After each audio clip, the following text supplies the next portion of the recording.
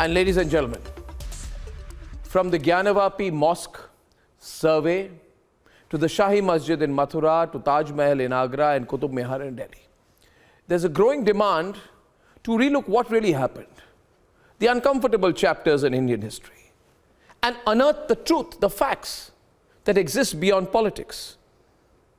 However, unfortunately, despite even the court orders, the court's orders are being blocked in the case of what has happened in the Gyanavapi Mosque complex.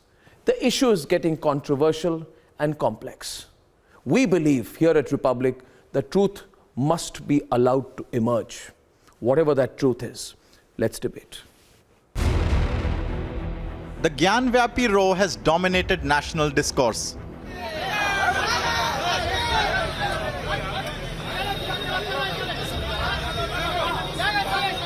संवैधानिक जिम्मेदारी थी कि उस court को बताए कि आप ये गलत कर रहे हैं।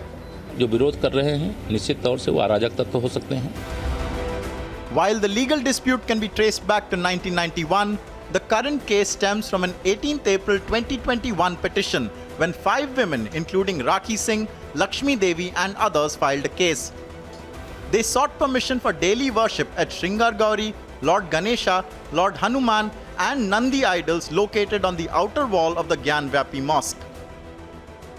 अब इसके एविडेंस के संदर्भ में हमें जो है मंदिर का मूलतः जो है स्ट्रक्चर तैयार करना पड़ेगा, स्ट्रक्चर को समझना पड़ेगा।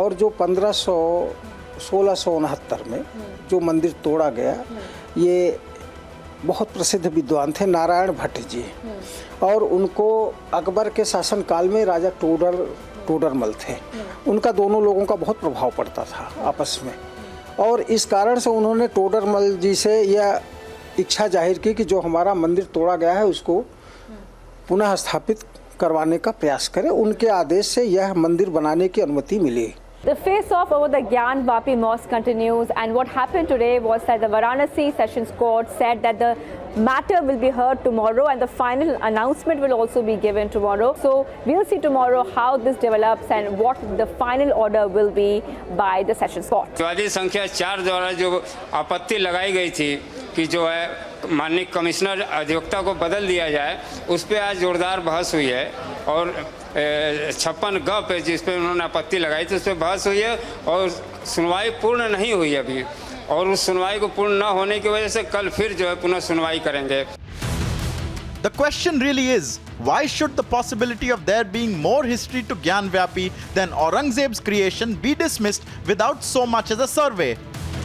सबसे बड़ा सवाल यह है कि क्या आज सर्वे हो पाएगा या नहीं हो पाएगा, क्योंकि मुस्लिम पक्ष के वकील ने साफ तौर पर कह दिया कि इस सर्वे का हम जो है बहिष्कार करेंगे। आज जो है ये सर्वे नहीं हो पाएगा क्योंकि कोर्ट ने साफ तौर पर कहा है कि देखिए 9 तारीख को, यानी कि 9 तारीख को जो है अब इस पूरे मामले पर सुनवाई होगी, क्योंकि कमिश्नरेट को अपनी बात रखने का अधिकार है। Massive drama had unfolded in Delhi when a pro-Hindu group chanted the Hanuman Chalisa in the Qutub Minar complex. So essentially the Hanuman Chalisa Rao came to the national capital. Now the pro-Hindu group says that this complex Qutub Minar should be renamed as Vishnu Pillar or Vishnu Stamp. Qutub Minar मुगलों ने नाम दिया है, ये सनातनियों का ये विष्णु स्तंभ था।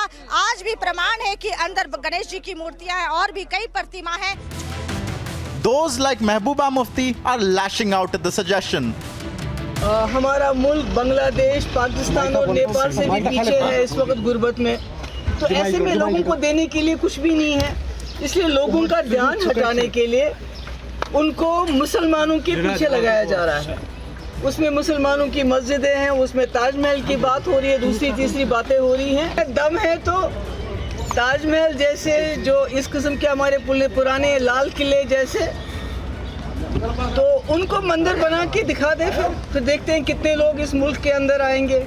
It's a well-chronicled fact of history that Aurangzeb unleashed a reign of terror in 17th century India to consolidate his empire, imposing jizya on the Hindu majority, executing Guru Tegh Bahadur and his Sahibzadas, also building mosques over temples across his domain, including at Mathura and Kashi.